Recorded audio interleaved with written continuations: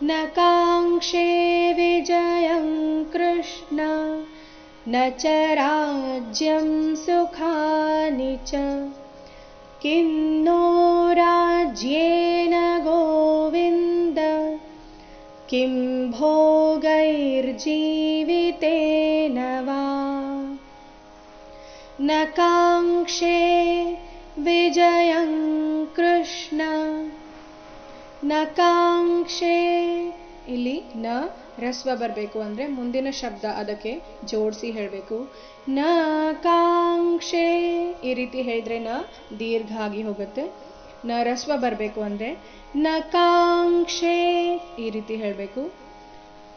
ನ ಚ ರಾಜ್ಯಂ ಸುಖಾನಿ ಚ ನ ಚ ರಾಜ್ಯಂ ಸುಖಾನಿ ಚ ಅಲ್ಲಿ ಸುಖ ಖ ಮಹಾಪ್ರಾಣ ದೀರ್ಘ ಇದೆ. ಕಿನ್ನೋ ರಾಜ್ಯೇನ ಗೋವಿಂದ ಗೋವಿಂದ ಅಲ್ಲಿ ದ ಪೂರ್ತಿ ಇದೆ ಮತ್ತೆ ರಸ್ವ ಇದೆ.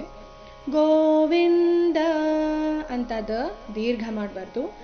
ಕಿನ್ನೋ ರಾಜ್ಯೇನ ಗೋವಿಂದ ಕಿಂ ಭೋಗೈರ್ ಕಿಂ ಭೋಗೈರ್ ಇಲ್ಲಿ ಭೋ ಮಹಾಪ್ರಾಣ ದೀರ್ಘ ಮುಂದೆ ಗೈ ಇದೆ.